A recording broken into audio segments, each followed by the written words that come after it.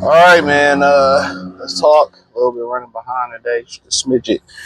But make sure I got this mic on. So I was looking. Listen, I was reading an interview. I forget who De La Hoya did it with, and no, did he? He was saying, well, questioning Crawford's chin, and like I said, I don't really understand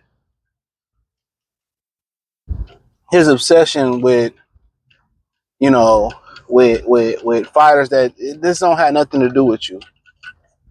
You know what I'm saying? And people still talking about the Gamboa thing. Dude, if that's the case, then why didn't Errol Spence knock him out? Why didn't Kavaliauskas, who got a great punch, knock him out?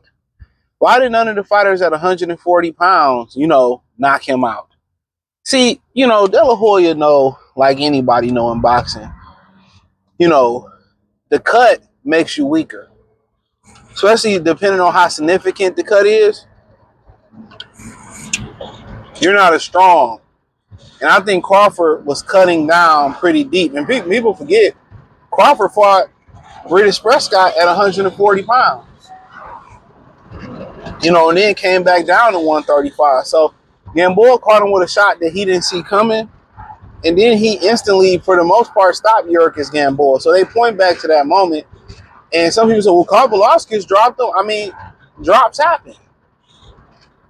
It happens. Like, getting dropped, that don't mean you don't have a chin. That's why when people are seeing Amir Abdullah, I keep calling this dude Amir Abdullah. I don't know why I keep calling that. Abdullah Mason kid dropped. You know what I'm saying? Like, he wasn't hurt. It doesn't mean you don't have a chin. Muhammad Ali got dropped. Pernell Whitaker got dropped. Trinidad was known for getting dropped. Pernell was known to be on the canvas a couple times. Sometimes it's a balance thing. Sometimes it's an equilibrium thing. Amir Khan get cracked on the chin. That's like not having a chin. Your legs is gone. Even looking at Danny the Boys, I don't think he lacks a chin. I just think he lacks heart. That's my opinion. I don't think he lacks a chin. I think he lacks heart. My personal opinion. I think he lacks heart.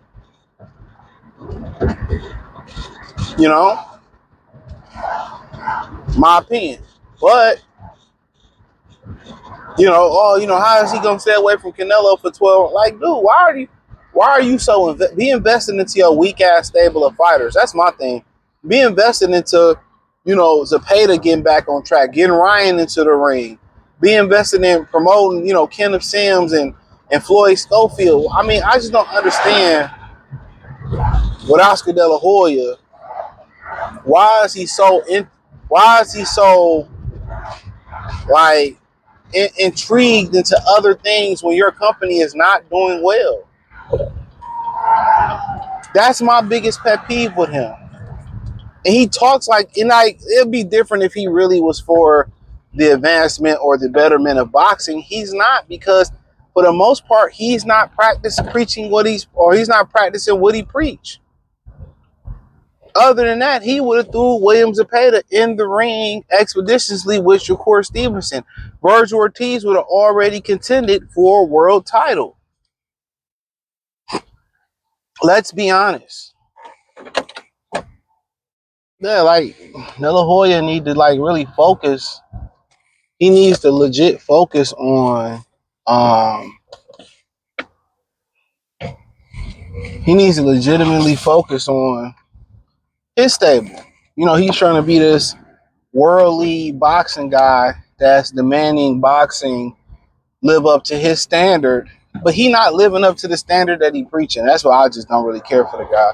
He's a POS. But instead of sitting here and supporting the fight and getting behind the fight, this thing for Canelo Alvarez can't allow him to do that. And like I said, that's why he put fishnets on and take rubber silicone up the kisser. Because your inability to separate emotion from what's best for the sport that you love in boxing, he can't do it. He can't do it. But ultimately, that is a question whether how Terence Crawford gonna take the punch. And overall, that's a punch. That's a question. Anytime you move up in weight, how will guys take the punch? And even in this era of boxing, that's a very very important question because some of these guys cut down so significantly in weight. You know, when they start fighting guys their size, they should have been fighting at their whole time in their career. Now you actually able to see how skilled and how good they really are. And that's why you see certain guys, they start fighting guys that's actually their size and they don't look the same. They look ordinary.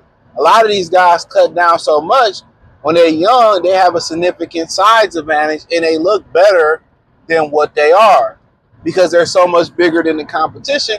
Similar to Abdullah Mason, which I would love to see once he gets to fight guys his size, then he's really going to show how great he really is. A lot of these guys are just significantly bigger than their opponents, and that's how they beat them. But at some point, that's why a lot of these guys struggle. Whoa, what is going on here? We don't need this morning. I've never had traffic at this part of the freeway in this morning. Every time I get out late, I get fudged. And I'm trying not to cuss. This is bananas, bro. Every time I stop to get something, oh, it's an accident. It's an accident. Fuck, bro. Like, come on. But they be driving wild on this joint. I was just telling somebody, a bus driver the other day, this. They be driving wild on this joint, bro. Like, it's crazy. Because there's never any traffic at this point. But then, you know, everybody wants to be speed racer and shit. And then we have an accident. They call them gawkers. Everybody just want to watch. Everybody wants to get out and watch. But it is what it is. That's why I get forgetting out late. But yeah, like that's the question, you know. But most of these guys, they, you know, bigger guys cutting down, and you know, when you get older, that shit catch up with you. You can't cut. You can't make those significant cuts when you get older because the damage is in. So when you make significant cuts like that, when you make those cuts, what it does is it drains the fluid out your body and your brain system fluid. So the punishment on top of the drained fluid even equal more damage. And that's why you see guys like Devin Haney. I told y'all it was going to be a pit stop at 40. He was going to go right to 47. And that's exactly what it was because he was doing significant cuts to get to 135. So, but the chin is always, when you move up, you know, everybody talking, it's all, the first thing you think about is how a particular fighter takes a punch. That's the first thing you think about. How is he going to take the punch? That's the first thing you think about. How is he going to take the punch? You know, then you think about, you know, will his power be respectable? And if your power not respectable, then it's really stamina, speed, and skills. SSS. Stamina, speed, and skills in that order. Do you got the conditioning, you know what I'm saying, to sustain that? But if you got the power to be respectable, and there's a number of ways that you can give power. You can do power. If you a master puncher, and that, I don't mean power because power is born within. But if you can counter punch, you can combination punch, you can throw one shot at a time, or you can punch with somebody. You know, the punch they don't see coming is the one that hurt them. You're a volume puncher, you know, then you got a hell of a chance because, you know, you have a variety of tools. But if you just one of those punchers that just, you know, you throw one shot at lower weight classes and you get guys out of there with one shot, then, you know, You go up in weight, and that one shot don't work no more. It's like, and you don't throw one shot, but if you throw combinations, or you a good counter puncher, or you good at punching with the opponent, that's why you always got a chance to knock them out. But Crawford's chin, anytime somebody move up, especially that significant of weight, the chin is a question. The chin is a question. So that's just a God honest thing, that the chin is going to be a question regardless. Gamboa, Ingus, Kavalaskis, or not, the chin is going to be a question. You heard people say, "Oh, how is he going to put up with Earl power? He disbanded him. How did he put up with Majramov power? He disbanded. He did well."